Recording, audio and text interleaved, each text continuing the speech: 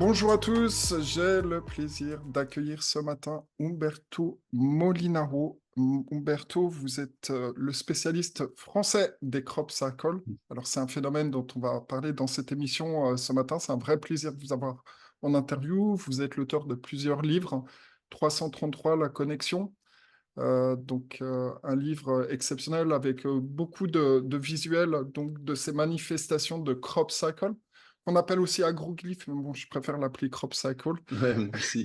à l'anglaise, et puis des cercles dans la nuit euh, que vous m'avez envoyé, et puis vous avez aussi sorti un jeu avec toutes sortes de manifestations qu'il y a eu dans différentes parties du monde, notamment en Angleterre, en France, en Suisse. J'ai vu sorti Ouais, un crop cycle en Suisse qu'on verra ouais, tout à c'était en l'heure. 2017. Ouais. Voilà.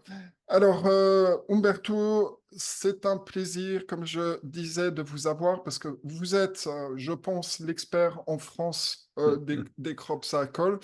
Donc, on va passer un petit peu en revue tout ça. Avant toute chose, est-ce que vous pourriez vous présenter? Alors, moi, je sais apparemment que vous êtes un architecte de formation. Est-ce que vous pouvez vous présenter en quelques mots, s'il vous plaît? Oui, bon, alors bonjour à tous. Moi aussi, je suis très, très heureux de faire votre connaissance. Euh, alors, en quelques mots, oui, j'ai eu une carrière à la fois d'architecte et puis d'enseignant. Et ça fait maintenant un bon bout de temps que je suis en retraite. Et je me suis consacré, ça fait. Enfin, je travaille sur les crop circles depuis plus de presque 25 ans, hein, et ça m'a donné l'occasion donc de faire des tas de conférences, aussi bien d'ailleurs en Suisse, hein, en Italie, ben, un peu partout. Et j'ai pu écrire en fait 5 ouvrages, quoi, hein, le dernier étant Alana, au-delà du voile. Et, euh, et puis le fameux oracle avec un petit livret sur les crop circles de 2017. Voilà, donc je continue à travailler, à emmener des gens là-bas en Angleterre tous les ans sur cette merveilleuse partie de l'Angleterre où se trouvent pratiquement 90% des crop circles apparus jusqu'à présent, quoi. Alors, Umberto, moi, c'est un phénomène sur lequel je me suis penché il y a plus de 30 ans en réalité. J'étais aux Ouais. États-Unis entre 2000 et 2004 et puis j'avais beaucoup investigué tout ce qui était présence extraterrestre déjà et je m'étais déjà intéressé au crop cycle. Et j'avais déjà à l'époque, donc il y a plus de 20 ans, je suivais d'assez près Sheldon Needle. Sheldon Needle qui a écrit Your Galactic Neighbors, Vos voisins galactiques. Est-ce que vous avez connaissance de cette personne? Non, pas spécialement. En fait, c'est vrai que je me suis intéressé au crop circle parce que j'étais dans j'ai beaucoup travaillé sur le spirituel, ça m'a amené aussi à ça. Et par contre, tout ce qui est galactique, j'y suis venu petit à petit, je suis venu après parce qu'en effet, c'est complètement relié. Mais c'était pas ma priorité, hein. Ma priorité, c'était plutôt le côté phénomène spirituel. Et quand j'ai découvert le premier crop circle donc dans les années 2000, c'est vrai que la première pensée que j'ai eue, c'était ce sont des messages entre guillemets divins, quoi, des messages pour l'humanité. Et c'était surtout ça qui m'a intéressé, donc de les décrypter, de comprendre, puis d'avancer sur cette piste. Alors justement, on va rentrer dans le vif du sujet.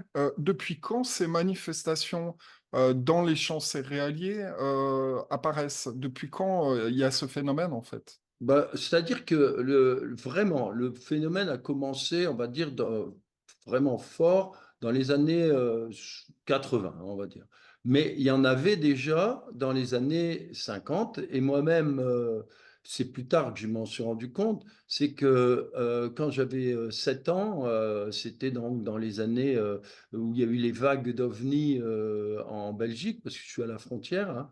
euh, du côté de l'île, mes parents avaient une petite maison, donc juste au bord des champs, hein, ça se construisait au fur et à mesure. Et j'ai vu les gendarmes sortir de champs, alors je me suis renseigné.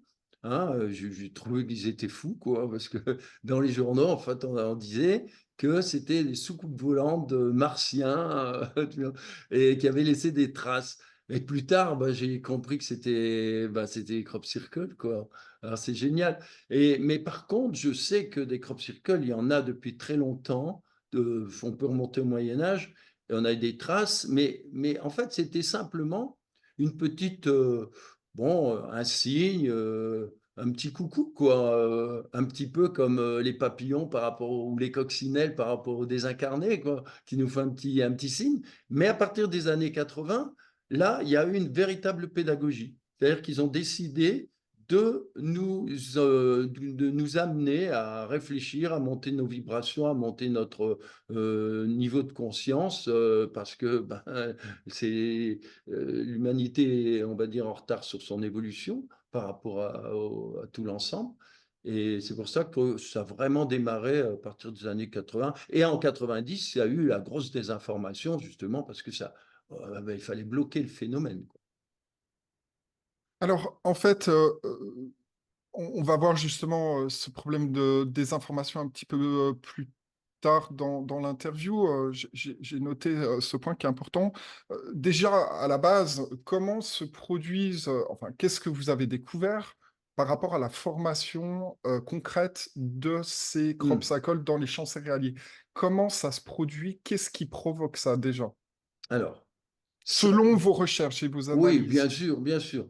Mes recherches qui sont aussi, des recoupements, des faisceaux, des recoupements de tout ce qu'on peut, investiguer sur le sujet. Alors la première chose à savoir, c'est que ça se produit en un temps très, très court. C'est-à-dire quelques secondes, voire quelques, minutes pour les très grands crop circles, mais ça va très, très vite. C'est un petit peu comme, comme un grand coup de vent quoi, qui vient, brosser le champ et puis tout à coup, voilà, les formes apparaissent, en progression pendant, sur quelques secondes, quoi.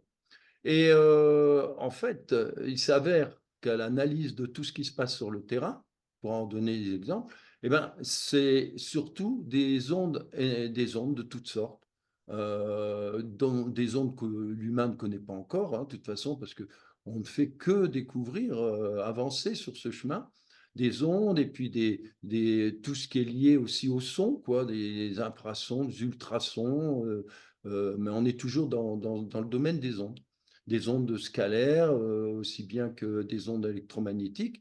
Et là, on rentre vraiment dans un sujet que même les scientifiques, de toute façon, ils n'ont pas vraiment de réponse, hein.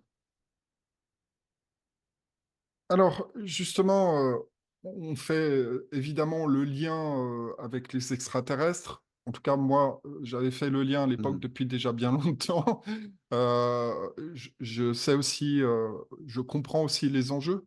Il y a des enjeux évidemment énergétiques et vibratoires. Il y a une forme d'éveil de la conscience. Donc, on a mhm, un moment clé de l'humanité pour les personnes qui sont pas au courant de ça. Est-ce que, mhm. Umberto, vous pouvez en quelques mots expliquer les enjeux de l'humanité aujourd'hui?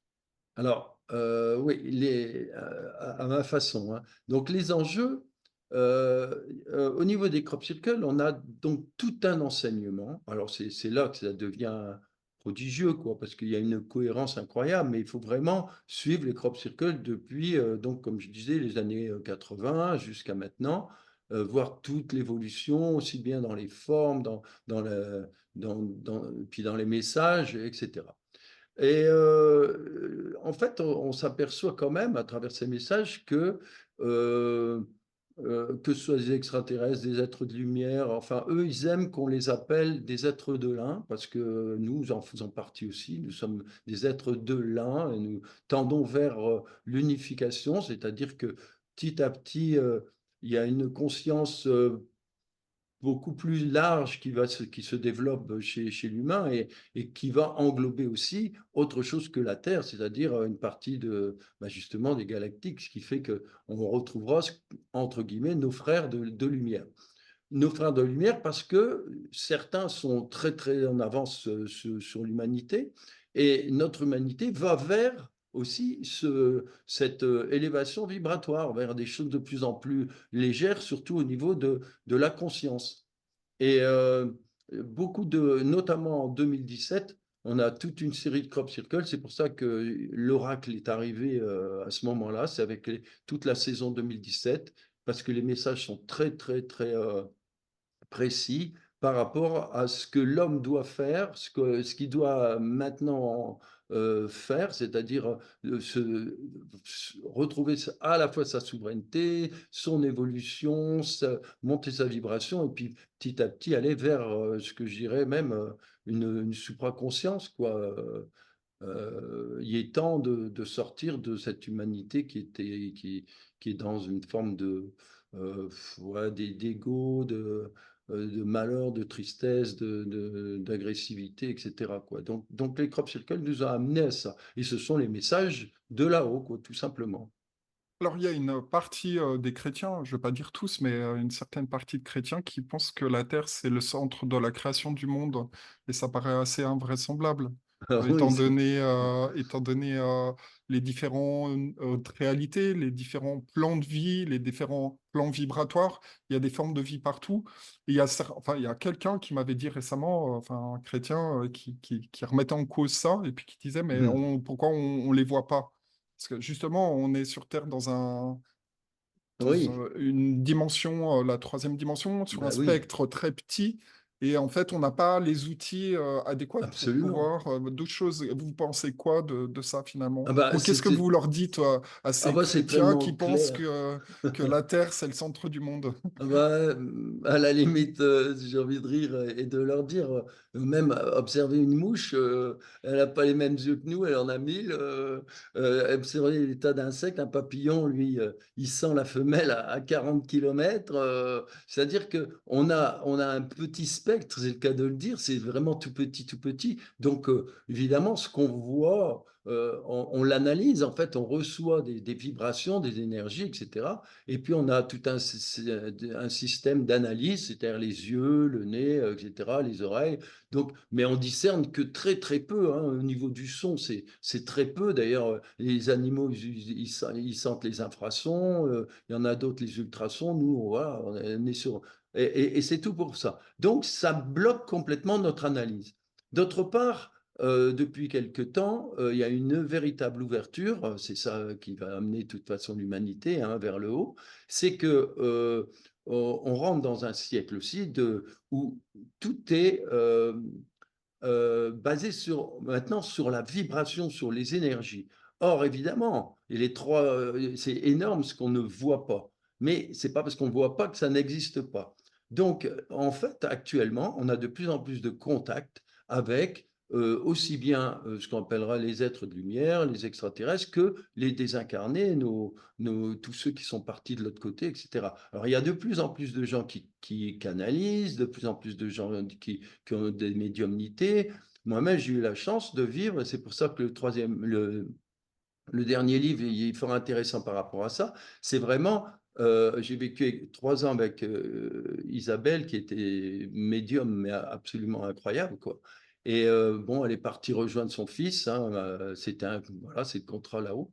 Et mais pendant 3 ans, j'ai pu voir et découvrir des choses inimaginables par rapport au lien avec ce qu'on appelle l'invisible.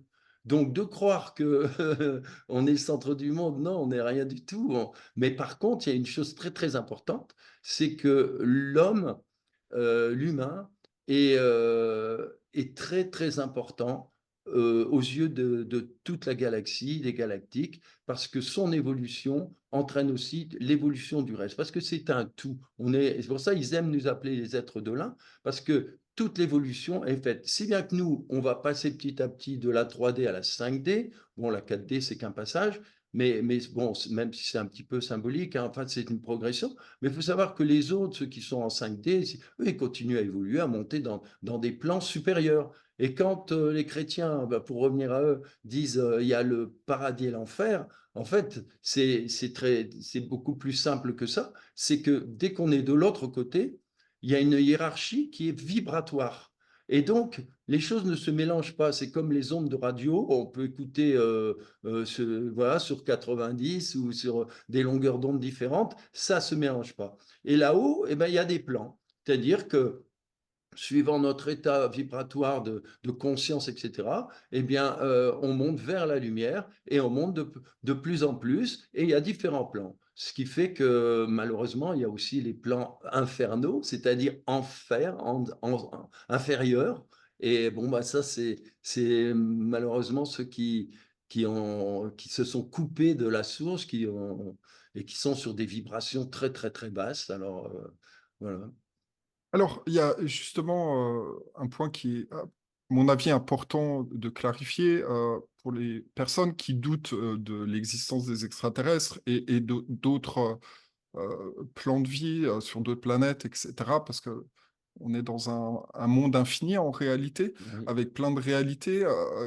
Il y a pas mal de personnes qui posent la question, mais pourquoi ils sont pas venus plus tôt? Pourquoi ils viendraient maintenant?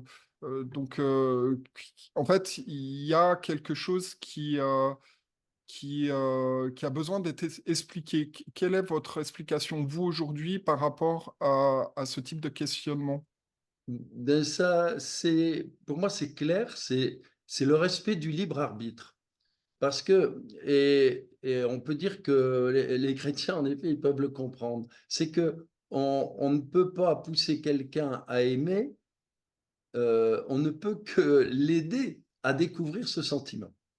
Et ce que l'on vit, ce sont des épreuves qui créent les ouvertures de conscience. C'est évident, et c'est pour tout le monde, c'est évident que sur terre, on a parfois des épreuves et ce sont ces épreuves qui, quelques années plus tard, on se dit: «Mais c'était des cadeaux». D'ailleurs, il y a une petite histoire chez les chrétiens là qui dit que quand on voit les anges et qu'on leur demande: «Oh, ils sont magnifiques vos fleurs, vos fruits et cetera, bon, vous les vendez combien?» Et puis, l'ange qui répond: «Mais moi je ne les vends pas, je ne donne que les graines». C'est-à-dire qu'en gros, faites le boulot, quoi. Et donc ils vont pas intervenir à notre place. Par contre, ils peuvent intervenir, alors ça, c'est le côté extraterrestre. Les extraterrestres, parce que là, on est aussi dans la matière, hein, par rapport à la fission nucléaire, et cetera, des enjeux comme ça. Ils peuvent intervenir dans le cadre de choses où nous, les humains, nous ne pouvons rien faire. Par exemple, il y a eu un crop circle qui explique qu'en 2000, c'était en 1995, ouais, c'est ça, il y a toute une série, une dizaine de crop circles qui expliquent que ben, la Terre, elle pouvait succomber à ce qu'on appelle l'Armageddon, c'est-à-dire qu'il y avait une énorme comète, la comète Bob Halley, qui devait bon, faire des gros dégâts énormes. Et ça a été évité, mais ça a été évité, pourquoi? Parce que là-haut, l'univers et les êtres qui sont, au-dessus de nous ont pu intervenir pour justement, aider à ce qu'il y ait pas cette collision. Donc ils peuvent agir, mais ils vont pas agir pour nous faire évoluer. C'est à nous, ils nous aident simplement comme par avec les crop circles, entre autres, des communications, ils nous donnent des messages pour qu'on développe notre prise de conscience, mais c'est nous qui devons agir. Alors concrètement, est-ce que cette planète a vocation à rejoindre l'environnement galactique et à rejoindre tous ces êtres de l'espace qui sont de différentes civilisations? On a les Arthuriens, on a les Pléiadiens, il y a de nombreuses civilisations qui ont toutes aussi Mmh. des compétences et des spécificités, aussi des apparences différentes. Ouais.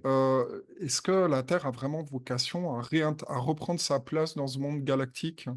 Bah, de toute façon, il y a une chose qu'on voit notamment dans les crop circles, c'est toujours cette notion d'harmonie. Et l'harmonie, c'est l'ensemble de tout et son contraire, on peut dire, hein, qui fait que tout fonctionne ensemble. C'est une immense horloge. La Terre, comme toutes les autres planètes, etc. Puis après, il y a tout le côté invisible, hein. On ne voit que, on parle souvent de la Terre, etc. Mais on ne voit pas du tout tout le côté invisible.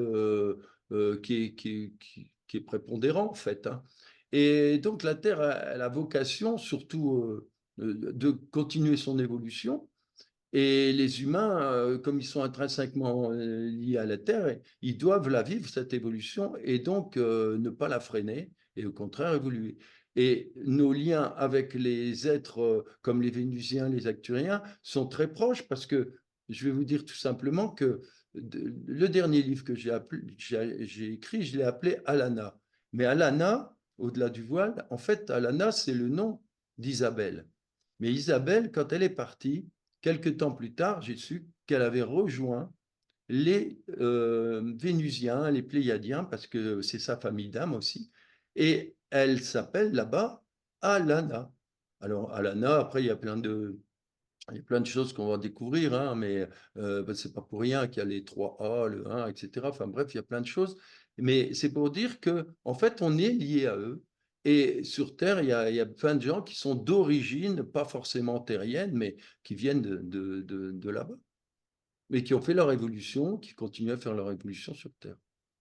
Alors, on a des manifestations tout à fait exceptionnelles. Là, je montre par exemple une carte dans l'Oxfordshire. Là, il y en a une autre dans le Wiltshire. Oui. Wiltshire, Oh, elle est donc en magnifique celle-là. Angleterre. Elle est Oh, magnifique, oui, extraordinaire. c'est pour ça que j'ai sorti. Extraordinaire. Il y en a C'est une une autre. clé. Alors, pour moi, c'est vraiment une clé parce qu'en Oui, plus, c'est apparu. Alors, il faut savoir qu'il y a le langage des oiseaux, il y a tout, hein. Et c'est apparu à Clay Hill. Et oui. c'est véritablement devenu une clé parce que c'est avec Métatron et toute la géométrie de Métatron que euh, je fais, par exemple, je fais des superpositions de cette grille avec les crop circles. Et généralement, quand c'est un crop circle qui vient de là-haut, de nos amis, ben, il y a des tas de synchronicité incroyables. Voilà. Par contre, quand c'est fait par les humains, bon, niveau géométrie, ça passe à côté, quoi. Alors, on a compris qu'il y a donc ces manifestations, elles ont une raison d'être. L'idée, c'est de communiquer avec l'humanité, clairement. Donc cette communication est diverse et variée. En substance, quels sont les messages qui sont véhiculés, Umberto, à ce stade? Alors, là, il y a énormément de messages, mais de toutes sortes. C'est-à-dire qu'il y a à la fois un message qui est récurrent, c'est dans les dessins. Alors, souvent, c'est une forme de mandala, en fait, hein, avec toujours ces énergies d'harmonie, d'amour, de bienveillance. Et puis, ça travaille sur nos propres corps énergétiques, hein, de toute façon, ça travaille sur nous, hein. La géométrie, c'est vraiment ça. Ensuite, il y a des messages beaucoup plus euh, précis qui sont liés, par exemple, au dessin. Je vais donner un exemple. Il y a un magnifique dessin qui est apparu, c'est un papillon. Et quand on regarde la façon dont ce dessin a été tracé au départ, ben, ça part toujours de formes qui sont très vibratoires, très spirituelles, hein, notamment par exemple la Vesica Piscis, qui est à la base de la moitié des crop circles qui apparaissent, c'est-à-dire c'est d'abord deux cercles qui se coupent, et la Vesica Piscis, pour les chrétiens, c'était pendant plus de 1000 ans, c'était dans les frontons des églises romanes avec Jésus au milieu, quoi, hein. C'est l'aura de Jésus, c'est en même temps tout symbole ça va beaucoup plus loin que ça, hein. C'est le féminin sacré, c'est beaucoup de choses. Et alors, on démarre de ça. Petit à petit, on obtient une chenille avec vraiment tous les critères qu'il faut. Et c'est à partir de cette chenille, ce dessin, ce tracé, qu'on arrive à découvrir le tracé du papillon. C'est-à-dire qu'il nous informe que ben, il n'y a qu'une chose à faire, c'est travailler sur nos chakras, travailler sur nous pour créer cette transformation, passer directement de cette symbolique du papillon, c'est-à-dire nous-mêmes, nous devons nous transcender. Après, il y a un autre petit insecte, alors très amusant, c'est un géris. Alors, géris, les gens, ils vont comprendre tout de suite si je leur dis, par exemple, araignée d'eau. C'est-à-dire que c'est ce petit insecte de rien du tout qui glisse sur l'eau à une vitesse incroyable et c'est le seul. Un autre insecte, il tombe dans l'eau, il bafouille, il se noie, puis après les poissons. Et alors là, ce petit géris, en fait, c'est pas n'importe comment, hein, il tombe avec toute une série de crop circles, mais c'est pour vous dire simplement la caractéristique, c'est que c'est pour nous dire que nous avons les pieds sur l'eau, nous sommes dans la 3D, mais nous devons nous extraire de là de par notre conscience. Donc vivre sur un autre plan, 5D. Et c'est exactement le symbole. D'ailleurs, si on pousse très loin l'image, c'est que ce petit Géris, c'est pareil que Jésus quand il marche sur l'eau, quoi. C'est tout à fait ça, le symbole de ça, quoi. C'est-à-dire, c'est un peu le symbole du lotus. Voilà. On a les pieds dans la vase, mais on s'ouvre aux ondes et aux énergies qui descendent. Donc, il y a plein de choses comme ça. Et puis, quelquefois, des messages qui sont carrément écrits, hein. Il y a eu des messages où c'est tout simplement des chiffres qui se traduisent par, enfin, des 0 et 1, c'est binaire, qui se traduisent par des phrases entières et des textes où ils nous disent vraiment, voilà, il faut faire attention, il faut faire ci, il faut faire ça, ou voilà. Alors, dans ce livre donc, que vous avez sorti, Des cercles dans la nuit, il Oui, y a un motif absolument exceptionnel, incroyable, qui est apparu en Angleterre, donc le 14 août 2001. Il y a ici oui, 420 cercles sur en, 45 000 mètres carrés, avec une oui, en fait, précision de 1 ouais. millième, hein. Alors, en fait, en précision, c'est 409. Parce qu'après, moi, j'ai retravaillé dessus, Oui, et 409, ça fait 13. Et c'est pour d'accord. ça que je voulais vous dire, c'est amusant parce qu'on s'aperçoit que c'est des spirales faites avec 13 cercles à chaque fois. Et puis, on s'aperçoit qu'il y a 6 fois 13, et ça nous amène à des tas d'analyses, notamment l'analyse qui a été faite par je ne sais plus, c'est quelqu'un qui travaillait qui a écrit, c'est Monsieur Piton, je crois. Il a écrit un bouquin sur justement sur les ovnis et notamment sur le secret de Fatima, où il me démontre que ce sont vraiment des extraterrestres, etc. Et on retrouve dans ce système-là, avec les 6 fois 13, ben on retrouve comme par hasard ce qui s'est passé à Fatima. C'est à chaque fois des rencontres le 13. Ça commence le 13 mai, etc. Et ça se termine le 13 octobre. Donc, vous voyez, il y a plein de raccourcis et il y a plein de sous-entendus. Et là, bon, ben, on a une image de lumière qui est magnifique. Et c'est le plus grand crop circle qui ait jamais existé parce que ça n'était pas la volonté des êtres de là-haut de faire des crop circles sur plus de 45 000 mètres carrés. En réalité, c'est encore plus grand que ça. Mais ils ne voulaient pas le faire. Le but, c'était d'en faire au moins un pour que l'humanité se rende compte que 409 cercles, énorme comme ça, mais Mm, c'est infaisable, quoi, avec mm, des grues, tout ce qu'on veut, quoi. mm. Mais le but, c'était pas d'en mettre plein la vue. Ils en ont fait un. Puis après, généralement, les crop circles sont beaucoup plus petits, ils sont sur 60 à 100 mètres de diamètre. Alors que Mm. celui-là, il touche presque les 300 mètres de diamètre. Exact, c'est tout à fait impressionnant et incroyable. Et je pense Ouais. que c'est une belle preuve de l'existence de ces êtres qui sont là. Alors, concrètement, pour la manifestation, moi, ce que j'avais compris déjà il y a un certain nombre d'années, parce que je m'étais penché sur le sujet, c'est que est-ce que vous confirmez que ce serait donc à travers des boules blanches qui descendent Ah oui. du ciel et qui font ces formations? D'ailleurs, il y a un point qui est important, c'est que à mentionner, c'est que les champs céréaliers ne sont pas endommagés, les Mhm. tiges sont pliées, donc Plié, il ouais. y a tout un sens. Vous pouvez Ah oui, juste expliquer ça? énormément de choses. Alors, je vais recommencer par une chose ultra simple, c'est le crop circle de Clay Hill qu'on a vu. Quand je l'ai vu la première fois, on a eu la chance de pouvoir y aller dedans et tout. Alors, pourquoi Donc j'ai dit c'est c'est celui-ci, celui-là, hein. voilà. Et alors pourquoi c'est une clé aussi merveilleuse, c'est que l'année d'après, dans le colza, il faut savoir que le colza, ben, c'est un oléagineux et que autant les blés sont sensibles positivement aux ondes électromagnétiques, notamment celles, parce qu'il y a déjà eu des analyses faites sur les terrains après des soucoupes, etc. Et on a vu que les oléagineux, ils réagissaient pas très bien, eux, alors que les blés réagissent bien. Et bien l'année d'après, dans le colza, le crop circle est complètement réapparu. C'est-à-dire que les plantes, elles ont témoigné du retard là, à l'endroit où il y avait eu ce crop circle. Donc le dessin réapparaît complètement. Alors on a un champ de colza qui est jaune et le dessin réapparaît en vert. Magnifique. Alors on se dit, bon, là c'est vraiment énorme, les énergies sont encore présentes. Et alors, ce qui est vraiment absolument génial, c'est qu'en 2019, donc un an encore après, à nouveau dans ce champ, mais cette fois-là, c'était plus du colza, mais à nouveau des graminées, un peu différent des premiers, mais à nouveau des graminées. Et là, le crop circle réapparaît au début du printemps. Magnifique, mais alors d'une beauté incroyable. Ce qui fait que on est sur des phénomènes surnaturels. C'est pas avec des planches qu'on peut faire comme ça revenir ces énergies. Et en hiver, c'est pareil. Il y a dans les champs, vous avez la neige qui fond beaucoup plus vite à l'endroit où il y avait le crop circle ou inversement.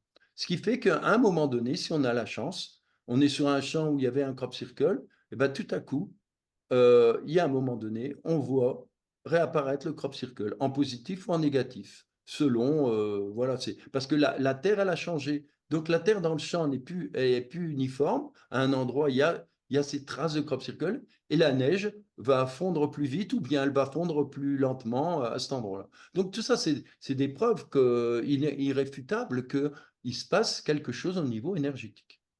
Alors, quel est le rapport justement avec la géobiologie, hein? Alors justement, mais je vais simplement compléter par rapport aux boules lumineuses. C'est qu'en effet, on a remarqué très souvent des boules, des orbes, c'est-à-dire de grosses boules lumineuses euh, qui passent au-dessus des crop circles dans les champs.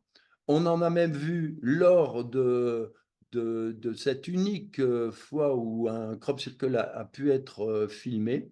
Ça se passe d'ailleurs très vite et on voit ces boules lumineuses qui tournent. De là à dire que ce sont elles, moi je ne sais pas. On pourrait dire presque que c'est des petits vaisseaux d'observation, parce qu'on les revoit après, ils repassent, etc. Hein? De toute façon, ils font partie voilà, de ce cycle de production.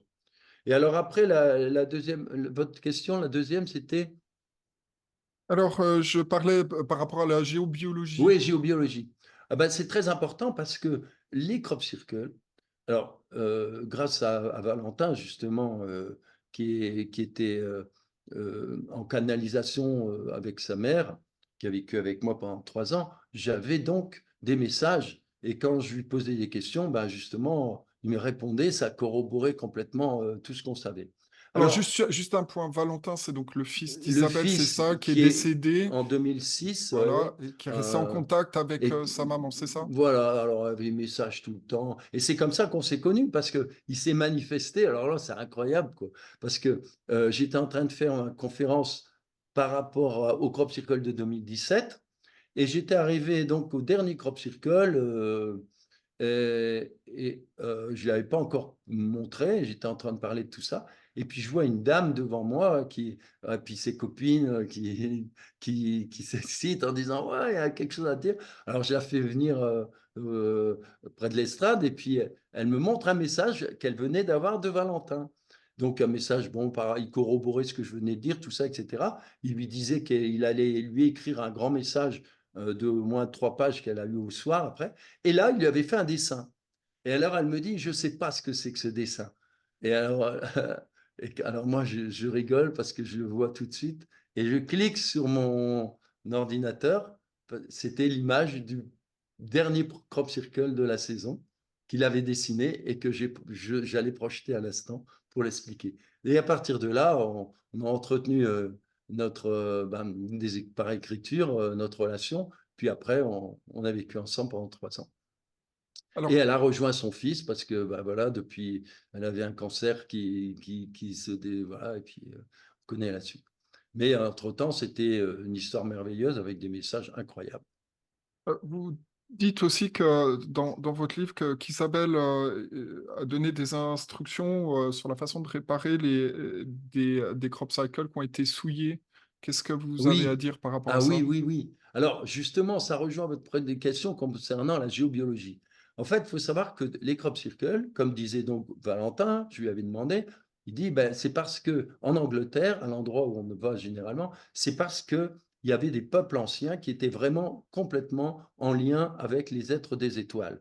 et qu'il y a à l'intérieur de ces terres, quoi, il y a toutes les traces de leurs travaux. D'ailleurs, c'est là qu'on va tout le temps, Stonehenge, Avebury, Glastonbury, c'est extraordinaire, c'est là que fleurissent les crop circles.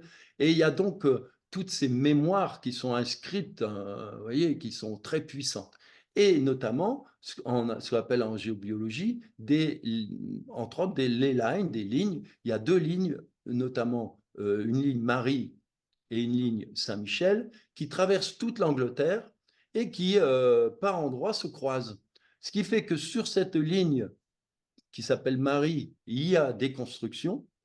Sur la ligne Michel, il y a aussi des constructions, Saint-Michel, parce que ce sont des lignes d'énergie forte. Donc, quand elles croisent en géobiologie d'autres points de toutes sortes, on a des points sacrés très forts en énergie. Et surtout quand ils se croisent.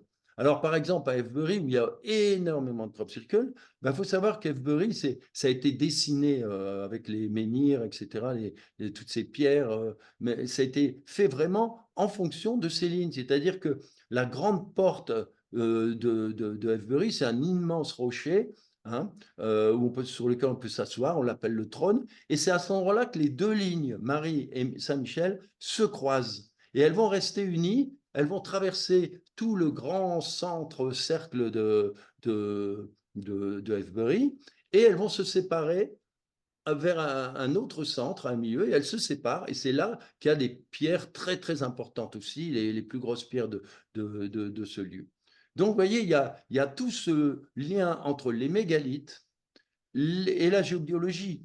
Et c'est à cet endroit-là qu'on a des croisements or, et c'est suite à cela qu'on a construit aussi les temples, puis après les cathédrales, quoi, en passant même avant par les églises romanes. C'est-à-dire qu'il y a une continuité dans l'histoire de la mémoire de la Terre qui a été perçue par les anciens.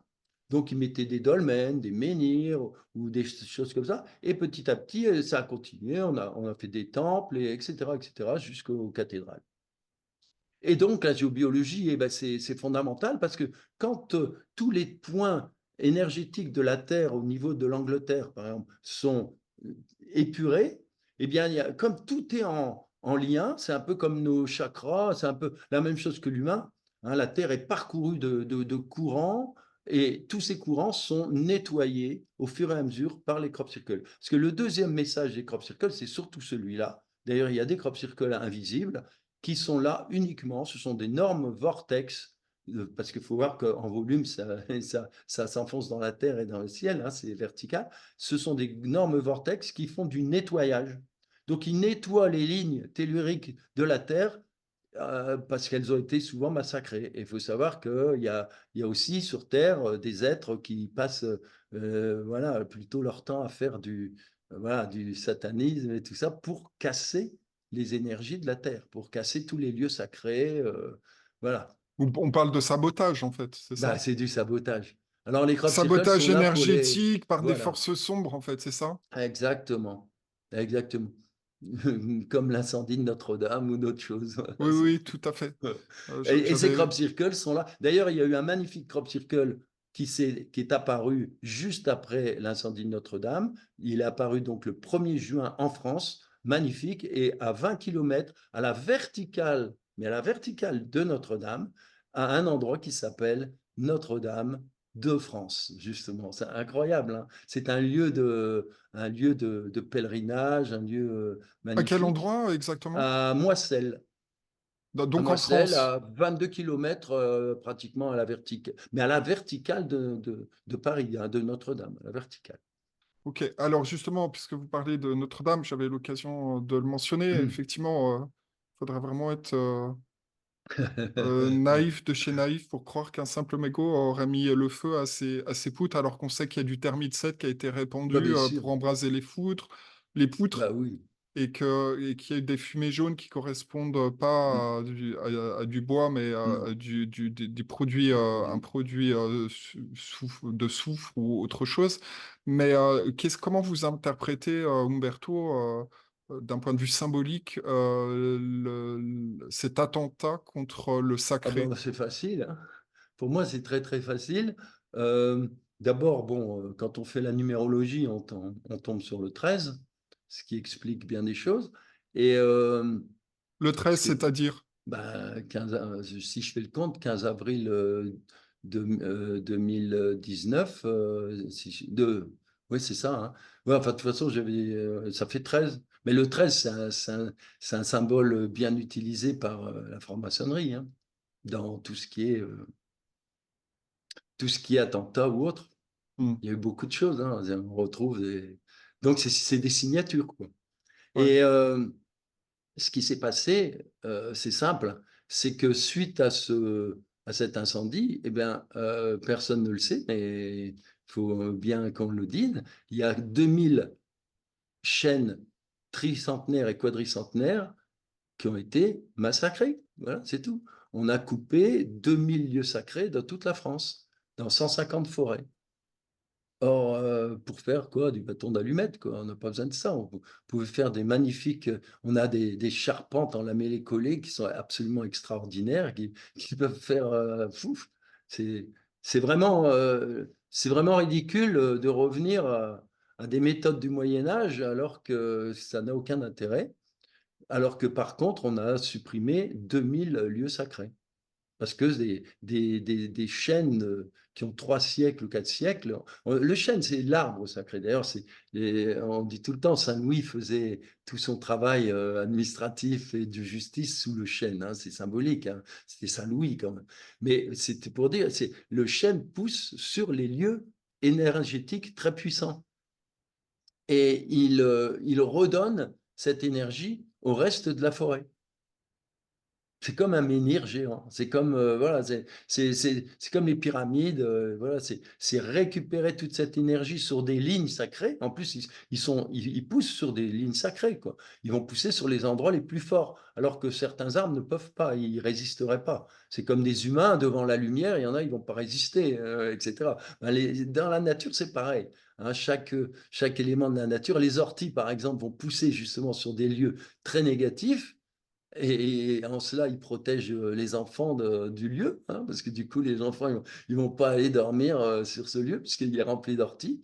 Par contre, le chêne va pousser sur des lieux, par exemple, des lignes Marie. Et généralement, près des chênes, il y a toujours, on voit des églises romanes, des cathédrales, des choses comme ça. Voilà. Et donc, en supprimant 2000 chênes, on supprime 2000 lieux sacrés, Donc, interconnectés. donc c'est une forme de rituel Bah oui. malveillant, satanique, Bah voilà, bah pour... pareil que les dolmens qui ont été supprimés par bricolage là, en Bretagne, là, il y a à peu près, je sais plus, 49 ou 93, je sais plus. Et puis c'est pareil que ce qu'ils veulent faire je sais plus si c'est en Dordogne, ou un lieu où il y a énormément de dolmens et des lieux sacrés, des grottes fabuleuses, ornées et tout. Ils veulent en faire une zone fermée pour faire du soi-disant euh, l'énergie solaire, des choses comme ça. Enfin, à chaque fois, tout est bon pour pouvoir supprimer. Voilà. Bah, de toute façon, il suffit de voir Stonehenge, le Mont Saint-Michel, comment ça a été fait. Moi, j'ai connu Stonehenge, j'allais avec mes gamins. Quelquefois, on était tout seul, ça arrivait, on se garait tranquille. Il y avait que des gens branchés qui allaient, quoi. Et là, ce qu'ils ont fait, ben, c'est comme au Mont-Saint-Michel, hein. C'est-à-dire qu'ils vous obligent à aller maintenant à un endroit précis où on vend des tas de trucs, ils font des pubs énormes, ils font venir des millions de gens, et puis après, il faut se payer 5 kilomètres avec des bus affrétés pour ça, c'est-à-dire voilà, des navettes. Et en fait, ça, c'est devenu des lieux de consommation énormes, et ils font venir des tas de gens qui ont rien à voir avec le spirituel. Donc, c'est une façon aussi de désacraliser à chaque fois des lieux. On Alors, transforme le culte par la culture, un peu comme si on prenait une belle église et puis qu'on la transforme petit à petit en en un bar, un bordel, tout ce qu'on veut, quoi. C'est pareil. alors là, justement, on est en plein dans la désacralisation, le droit au blasphème, les rituels Ah bah voilà. sataniques, les cérémonies d'ouverture. Je pense que vous avez Ah oui. entendu le scandale planétaire. Comment Bah, j'ai vous, fait une émission tout de suite, moi, là-dessus. ouais, Ouais. qu'est-ce que vous pouvez dire à nos auditeurs par rapport à ça? Ah ben, c'est clair que moi, j'ai pas regardé, mais je savais que ce serait comme ça. Mais à ce point-là, peut-être pas. Mais c'est-à-dire que il y a très longtemps, j'en parlais en faisant en racontant l'histoire tout simplement de, de la sorcière et de Blanche-Neige, c'est que la sorcière, elle amène une pomme. Et cette pomme est une pomme empoisonnée. Hein, il y a toute la symbolique. Hein. D'ailleurs, s'il y a les sept nains, c'est les sept chakras, tout ce qu'on veut. Hein. C'est des contes, il y a un mélange. Mais eh bien, cette pomme, bien sûr, on nous empoisonne. On nous empoisonne, donc on nous donne toujours quelque chose de bon. Voilà. Donc, quelque chose de bon, cette pomme, mais elle est empoisonnée. Et on va vous donner un spectacle, mais il est empoisonné. Et alors, les gens, s'ils font pas attention, eh ben, ils s'empoisonnent parce que il y a des images subliminales, des choses qui restent dans la tête, que l'homme n'a pas forcément vues. Hein. Par exemple, le gars qui est derrière la petite fille dans la scène et puis qui fait semblant qui montre qu'il va lui couper la gorge. Après, ils vont revenir en arrière en disant, oh, bah, il se grattait. Non, non, c'est un mec en noir qui fait signe qu'ils vont égorger la petite fille en jaune, qui représente en fait Judas. Alors, quelle idée de représenter Judas par une petite fille? C'est vraiment une petite enfant. C'est vraiment tout l'art de de la dégueulasserie, quoi. Oui. Je ne peux pas dire autre Le pire, chose. en fait, c'est qu'ils assument. En fait, ces Ils forces n'assument pas. sombres, ils assument pas ce qu'ils font, en fait. Non, non, non, Ils prennent non. les gens pour des abrutis et des débiles, Oui, quoi. oui, parce qu'il glisse tout le temps quelque chose d'autre, comme après, après avoir fait la scène, par exemple, 3 heures après, ils ont glissé une image en faisant croire, oui, c'est les bacchanales, c'est Dionysos qui fait la fête. Ouais, bien Moi, sûr.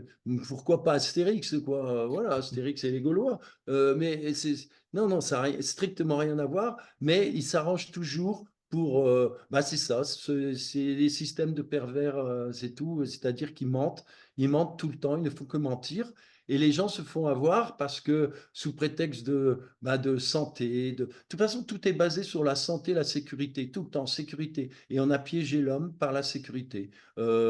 D'ailleurs, ce qui me plaît en Angleterre, c'est que dans la région où je vais, on voit pratiquement les routes sont très étroites, les gens se respectent d'une façon incroyable et il n'y a pratiquement pas de panneaux. Tandis que chez nous, c'est 120, 90, 70, 50, 30 et c'est sans Hmm. arrêt, puis ça repasse. En C'est-à-dire qu'on fait, c'est nous du abrutit harcèlement. En fait, complètement. C'est du harcèlement. c'est du harcèlement, ouais. Oh, oui, oui, Harcèlement routier, c'est une ah, c'est pareil. instrumentalisation aussi pour taxer les gens. On a bien compris que. Oui, Mais oui. là, comme je le disais dans un interview récemment que j'ai fait, là, suite à la sortie de mon livre, Le suicide monétaire aux éditions Maya, j'ai fait une émission sur géopolitique profonde où j'explique que la France est extrêmement attaquée, Ah oui, fortement attaquée, justement parce qu'elle est dépositaire du sacré. Et pourtant, il y a manifestement des choses exceptionnelles qui vont arriver pour la France, parce qu'elle a ah oui. un rôle pour rejouer, en fait, être à nouveau un phare pour l'humanité. Qu'est-ce que vous pensez de ça, Ah, je suis Umberto, et des complètement. prophéties? Ah, je suis complètement dedans. Moi, j'ai adoré Nostradamus, j'ai adoré les Cathares, j'ai adoré les Templiers. C'est tous ces gens-là qui m'ont amené petit à petit au sacré, à tout ça. J'ai adoré Jeanne d'Arc, tout. Et en fait, la France, c'est pas pour rien que c'est un magnifique hexagone. Hein, c'est l'étoile à 6 branches. Voilà, c'est le symbole qui est sur mon livre là, justement, Alana. Hein. Tu vois, voilà, c'est l'hexagone, hein, tu vois. Et la France, elle s'inscrit dedans, tu vois. Et c'est en fait ce qui s'est passé, c'est qu'il y a une magnifique énergie en France. Il y a quand même Jésus qui est avec Arimathie, avec Marie-Madeleine. C'est une terre qui a été vraiment de croisement de toutes les religions aussi, beaucoup de choses. Et elle est la proie vraiment du pire du pire. Et dans les crop circles, il y a eu beaucoup de crop circles aussi en France, et notamment en 2019. Et en 2019, on a vraiment environ 16 ou 17 crop circles qui expliquent vraiment tout ça, hein, basé sur Paris. Et il y a Valentin qui nous disait, un jour, il a repris le dessin que j'avais fait, euh, donc en message à sa mère, et cette étoile, on a tout de suite compris que dans sa façon de faire, que fallait mettre l'homme de Vitruve et puis le cœur du coup de l'homme de Vitruve, c'était Paris. Et lui, il avait fait donc le cœur avec la croix, parce qu'en plus de ça, avec les crop circles, on avait une magnifique croix, juste le Sacré-Cœur, quoi. Et puis cette étoile, et à partir de là, il avait dessiné une spirale. Et en fait, on a tout de suite compris que c'est de là que tout va repartir. C'est-à-dire que l'ombre, plus l'ombre est ténébreuse, plus la lumière va se voir. Et la lumière, eh ben, elle est attirée aussi par l'ombre, parce que c'est un jeu entre ombre et lumière. Donc plus on en bave, et alors la cérémonie, c'est la cerise sous le gâteau. Je vais pas vous cacher ma joie, parce que moi, tout ça, ça m'amuse et ça me met en joie, parce que plus c'est lourd à cet endroit-là, plus ça veut bien dire que la lumière est proche et qu'elle va exploser tout ça. C'est-à-dire que on attend que les Français se réveillent vraiment à fond, quoi. Et puis ça va faire une onde énorme qui va aider les autres aussi à se réveiller, même s'ils sont encore plus éveillés que les Français, hein. C'est que là, nous, on est dans le dur, on nous a mis le chef, quoi. Alors, qu'est-ce que vous pensez, Umberto, des prophéties de Gianni, de l'Afro-Fraudelet, par rapport au potentiel d'un retour d'un roi en France, hein? Ah ça, Il y a nombreuses prophéties qui parlent de ça. Il y aurait un descendant caché qui va se oui. manifester. Qu'est-ce que vous pensez de ça, vous?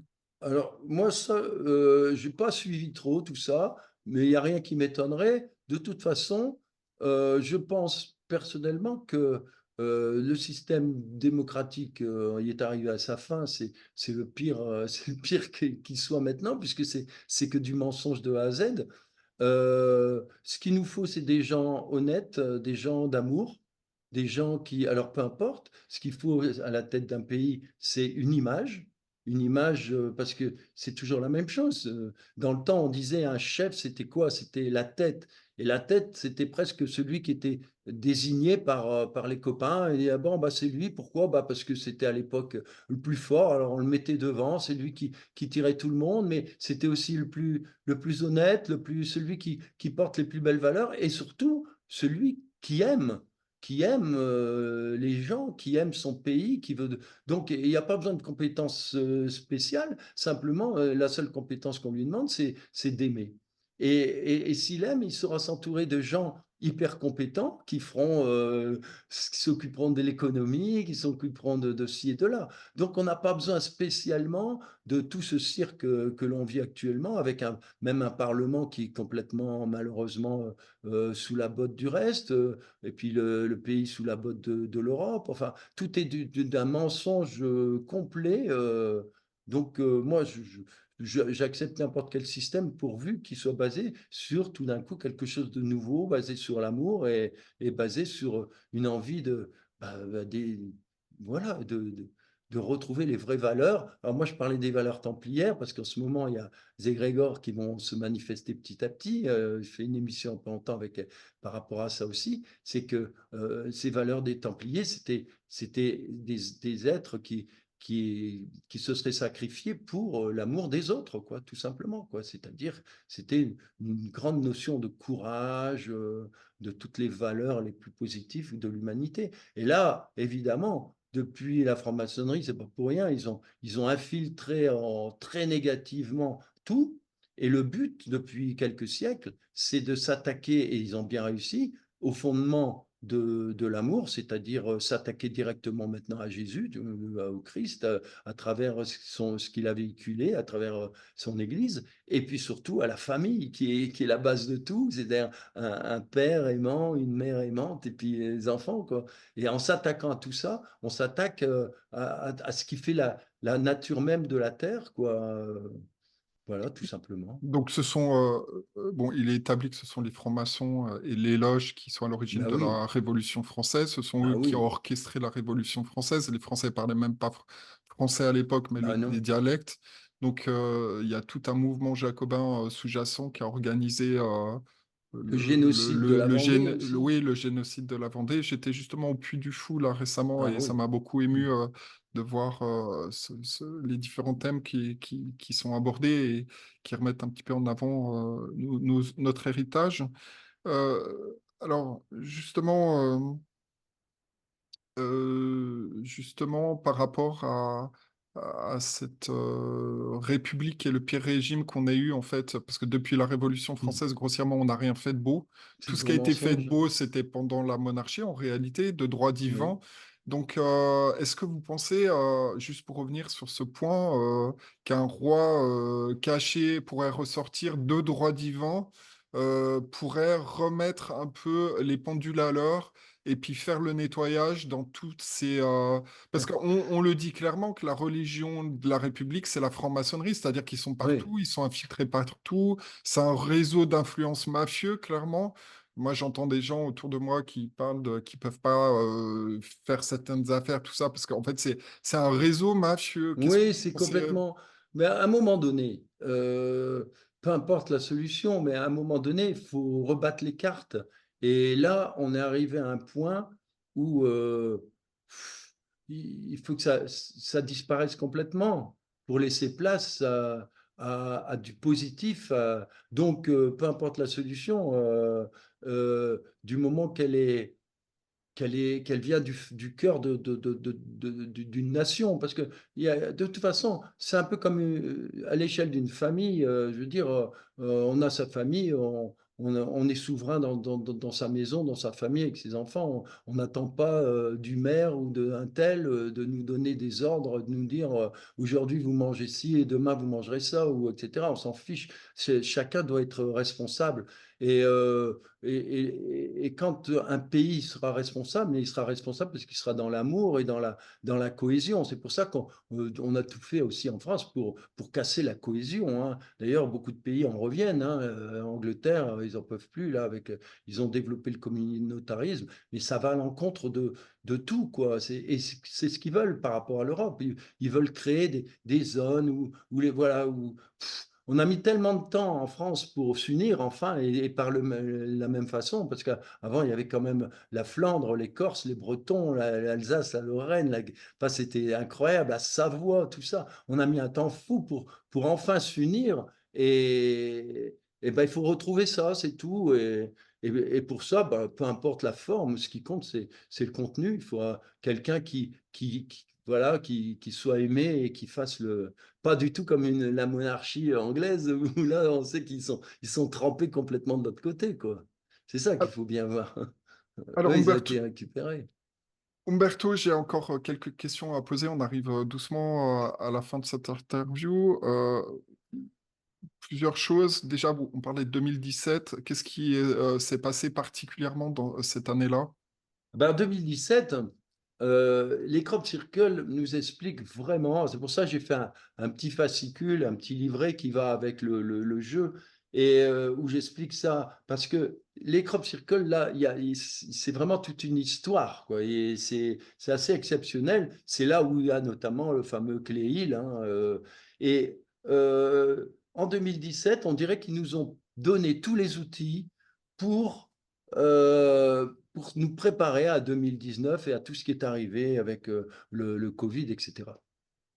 Moi, tout ce que je peux dire, c'est que tous les gens qui, qui ont suivi les crop circles, en règle générale, il aura pas fallu 2 jours pour comprendre la grosse arnaque du Covid et des fausses, voilà, on va dire des injections. Ils ont tout de suite compris. Pourquoi? Parce que je crois que avec la conscience et tous ces messages de 2017, eh bien, c'est une sorte de, de, de- de protection de l'humanité contre toutes les agressions de ce type-là, quoi. C'est-à-dire, ils nous ont préparés à monter en conscience. Alors, on voit bien qu'il y a il y a une propagande organisée, structurée pour discréditer ces manifestations. C'est pas Oui. par hasard. Déjà qu'ils nous ont menti sur bon, la théorie darwinienne est une imposture, Ah comme on oui, peut oui. l'imaginer. Donc c'est pour ça qu'en fait qu'ils cherchent à cacher à tout prix Ah bah l'existence oui, les crop circles, évidemment. d'extraterrestres potentiels. Ah oui. Après, ils ont aussi, à travers des films hollywoodiens, programmé les gens comme quoi les extraterrestres pourraient être une menace extérieure. Donc il y a ce vrai problème de désinformation. Qu'est-ce que Ah vous avez oui, à c'est dire énorme. par rapport à ça? Bah, écoutez, moi, c'est simple, en 2018, j'étais, bon, j'étais la victime de tout ça, parce que, ils se sont vraiment ligués là, ils ont j'ai eu droit à tout ça, donc ça va, c'est bien, j'ai bien dérouillé mais ça m'a permis de bien comprendre aussi leur technique et leurs biais parce qu'il y a plein de gens qui se disent alors, je vais vous dire quelque chose qui rejoint tout ça et qui est un message qu'on a eu cette année sur les Crop Circle. C'est par Anne Gévaudan avec qui j'étais entre autres parce j'ai suivi 2 groupes cette année en Angleterre et Anne Gévaudan a canalisé quelque chose de vraiment bien là-haut, les êtres disaient que ils vont plus faire autant de crop circle qu'avant, parce qu'avant, il y avait énormément. Je me souviens, en 2009, par exemple, j'ai vu en 5 jours, j'étais avec un spécialiste des ondes scalaires et tout ça, on faisait des analyses de terre et tout. On avait vu quand même 53 crop circles en 5 6 jours. Ouais, c'est fou, hein, en analyse et tout. Tandis que cette année, en tout, là, pour l'instant, en Angleterre, il y a eu 6 crop circles. Et ils expliquent qu'entre autres, ben, il y a un phénomène qui est le suivant, c'est que on fait de l'information, mais l'information, elle est suivie, bon, moi je vois mon information, elle est suivie par les 10 000 personnes, quelquefois un peu plus, et puis bon, après il y a les algorithmes, après ben, on pourrait se dire une autre émission encore 10 000, mais le problème, c'est que la désinformation, elle, eh ben, elle est suivie par 1 million de personnes. À chaque fois que moi j'amène un truc, il y a 10 000 personnes, ou plus, hein, peu importe, hein, mais eux, ils surenchérissent avec des mensonges et tout, et là c'est suivi par 1 million. Alors là où ils se disent, ouais, bah nous, ça devient à la limite de la anti, c'est plus productif, c'est le contraire, quoi. Donc ils ont dit, L'autoflagellation, c'est ça? voilà, voilà. Alors ils ont dit, on va plus travailler comme ça.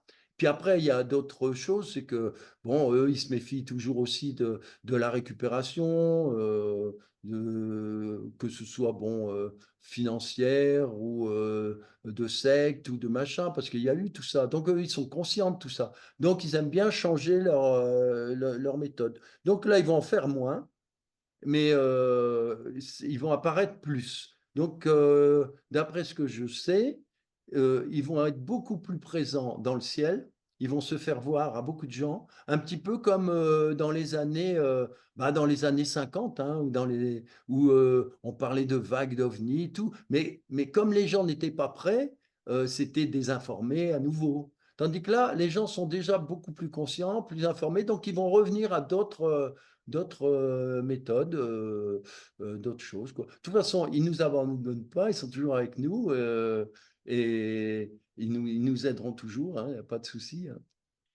Alors, justement, par rapport à la géométrie sacrée, qu'est-ce qu'on peut dire, Ah, c'est énorme. parce qu'on arrive à la fin de cette interview, mais c'est un point que je voulais Ah aborder oui, oui, avec c'est un vous. point énorme. Qu'est-ce qu'il faut retenir par rapport à cette géométrie sacrée? Parce qu'effectivement, on voit des formes qui ont des Oui, formes tout à fait particulières, oui, géométriques. Il y a une signification derrière tout oui, il y a ça. plein de choses. Oui, Là, il y a justement le Triskel de les porte-ballons en Suisse, là. oui, Euh, il y en a un autre du côté de Moselle, là. Vieux Lixem oui, oui, aussi. oui, oui. Qu'est-ce qu'il Alors, faut retenir par rapport à cette géométrie, hein? alors, il y a en quelques mots, je vais d'abord dire, on n'en a pas parlé, mais sur le terrain, des anomalies, c'est énorme, énorme, énorme. Toutes les anomalies qu'il peut y avoir au niveau des tiges de blé, des coudes, des machins, enfin, c'est énorme, qui prouvent que justement, tout ça, c'est fait avec entre guillemets, des ondes ou des systèmes ultrasons, tout ça. Bon. Après, la géométrie, à force d'étudier, j'ai remarqué une chose, c'est extraordinaire la géométrie, c'est que on n'a jamais on parle souvent de géométrie sacrée, mais en fin de compte, la géométrie sacrée dont on parle, elle est finalement un élément, je l'appellerais conventionnel, de cette géométrie-là, parce que ça va encore au-delà, mais au-delà de tout. Alors, le seul point commun que j'ai pu retrouver dans toute l'histoire, c'est au niveau du lien qu'il y a en Égypte, par exemple, entre les pyramides Mykérinos, donc les 3 pyramides de Gizeh, plus le Sphinx, etc. Il y a des tas de liens et de formes géométriques incroyables. Il y a un grand chercheur qui a travaillé là-dessus, j'ai plus trop son nom, mais c'est énorme ce qu'il a fait. Et c'est à cet endroit-là que je trouve des liens avec la géométrie des crop circles. Parce que cette géométrie, moi j'ai tendance plutôt à l'appeler géométrie fréquentielle, parce que elle va complètement au-delà de ce qu'on peut imaginer en géométrie. C'est-à-dire que c'est une géométrie qui est fréquence d'une certaine façon qu'elle va amener des comportements ou des pensées humaines. C'est-à-dire qu'il y a pas mal de gens, d'ailleurs, quelquefois, ils se disent, mais Scrub Circle, c'est incroyable, je l'ai rêvé ou je l'ai vu, mais il m'a appelé, ceci, cela. C'est-à-dire que ça va au-delà même de la géométrie. Et ensuite, c'est une géométrie qui paraît pas comme ça, mais le concept, tous les concepts sont complètement, n'ont rien à voir avec le mental. C'est-à-dire que souvent, vous avez par exemple, on va avoir un cercle, et puis un autre cercle à l'intérieur. Alors bon, on voit deux cercles. Bon, aucun humain ne va se retourner contre ça. Il va dire, bah, il y a un cercle et puis un autre cercle plus petit à l'intérieur. Sauf que quand on connaît comment il fonctionne, eh ben, en dessinant, par exemple, un carré autour du cercle du milieu, on va s'apercevoir que le carré, ben, comme par hasard, il est inscrit dans le grand cercle. C'est-à-dire que ces deux cercles sont sont en fréquence l'un par rapport à l'autre grâce à un carré qui les unit. Et on s'aperçoit aussi que toutes ces formes géométriques qui sont extraordinairement simples, mais qui sont en surabondance, c'est ça qui donne la complexité, mais c'est que simple, c'est un triangle, une étoile, et puis on a mais ça disparaît, on ne voit plus que des cercles ou des choses comme ça. Et en fait, ça crée des fréquences, des notes de musique. Et ces cercles, tous les rapports qu'il y a entre eux dans les crop circles sont liés entre eux par des fréquences musicales. C'est-à-dire que c'est une vraie symphonie. C'est-à-dire que, par exemple, je sais, il y a un scientifique qui m'en avait parlé, par exemple, un cercle avec un carré, eh bien, dans la fréquence, ça donne le Fa, ce qu'on appelle le Fa, la note Fa. Et tout est comme ça, c'est-à-dire qu'on a Do, Ré, Mi, Fa, Sol, La, Si, Do, et puis ça continue, et on a toutes les fréquences qui sont en harmonie, qui font une véritable symphonie. Ce qui fait que des crop circles, on peut les prendre et les traduire en musique, et on a des symphonies, et c'est toujours des belles notes bien justes qui tournent, etc. On fait ça avec les humains ne peuvent pas, parce on peut pas le faire, on n'a même pas le logiciel. Tandis que là-haut, ils voient ça, c'est lumineux, parce que c'est des fréquences, et ils voient ça comme des lumières, ils s'amusent, font une peinture, et puis cette peinture musicale, quand elle arrive dans les blés, ben, ça forme une géométrie. C'est-à-dire que de plan en plan, ce sont des énergies d'amour qui descendent avec des seins, et puis hop, on a cette manifestation géométrique. Alors, on arrive à la fin de C'est cette... énorme, hein. Oui, oui, effectivement, c'est incroyable. Il y a beaucoup de choses qu'on a abordées aujourd'hui. Je recommande aux auditeurs, évidemment, de se procurer vos livres. Je vais les montrer Bah, sur le cercle, quelques instants. ouais, Alors, sur mon je vais en site parler simplement, il n'y juste a que le dans site. Ouais. quelques instants. Je voulais juste aborder quelque chose de beaucoup plus pratique Mm. aujourd'hui par rapport aussi à l'actualité et ce qui se passe. Je faisais référence tout à l'heure aussi à mon livre que j'ai sorti sur la situation monétaire et bancaire. Ils sont en train de préparer un sale coup. Ils veulent Ouais. Mm. imposer l'euro numérique. Et je parle de débancarisation, d'acheter de l'or et de l'argent pour mettre à l'abri son capital et basculer sur la crypto adossée à l'or et à l'argent métal.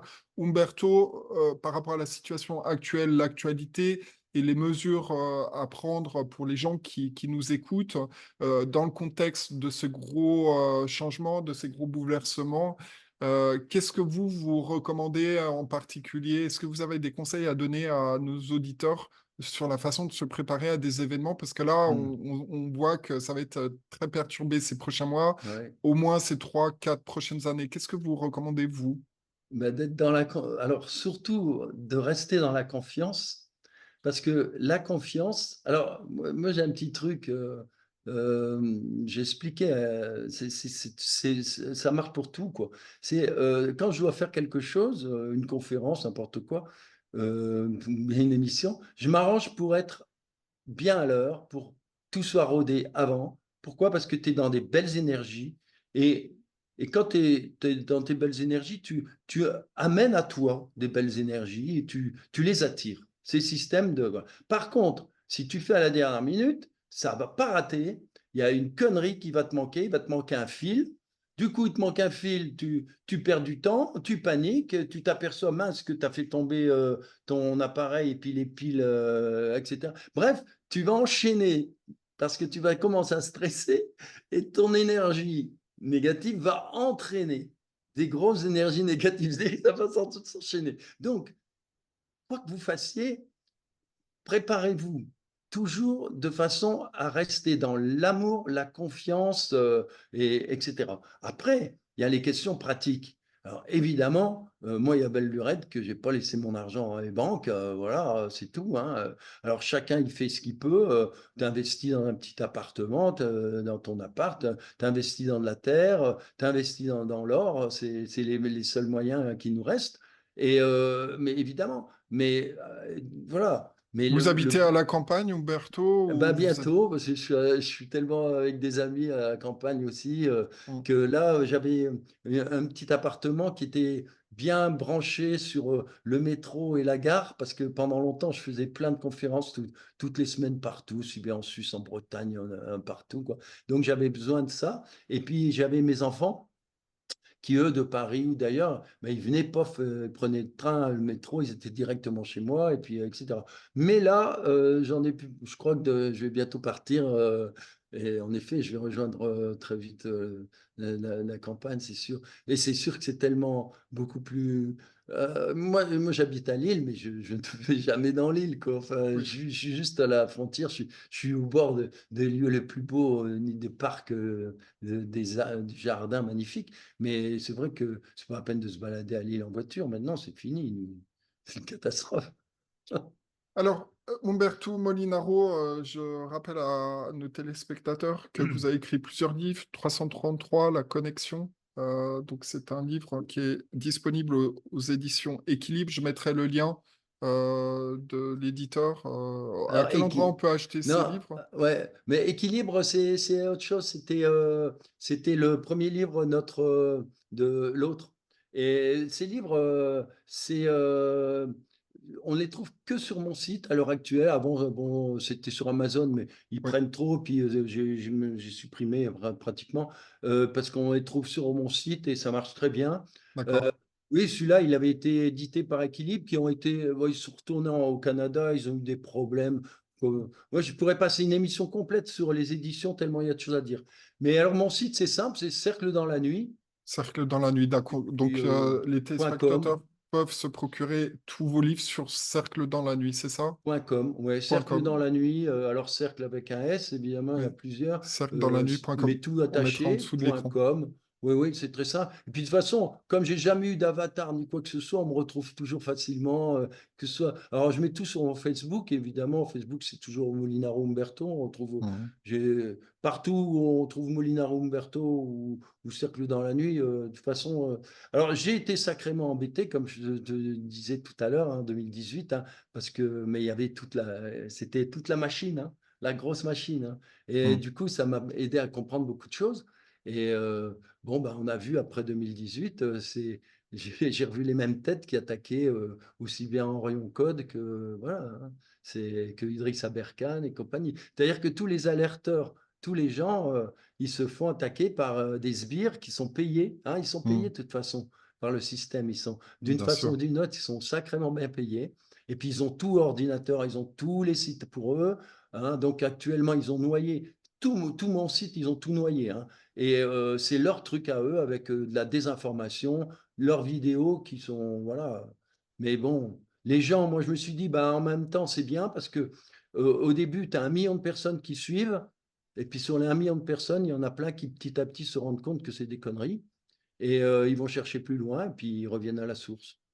Alors, pour terminer cette interview, Umberto Molinaro, derrière vous, il y a un livre qui s'appelle Alana. Vous pourriez, en deux En deux mots, mots? expliquer Ah oui. quel est le contenu de ce nouveau livre? Alors, alors c'est pas pour rien qu'il y a aussi, bah, c'est Métatron, hein, d'ailleurs, on retrouve là avec le crop circle, hein. Et puis bien sûr le papillon. Et en fait, Alana, c'est donc, comme je disais, le nom d'Isabelle, mais d'Isabelle là-haut, chez les Pléiadiens. J'ai beaucoup de contacts avec elle.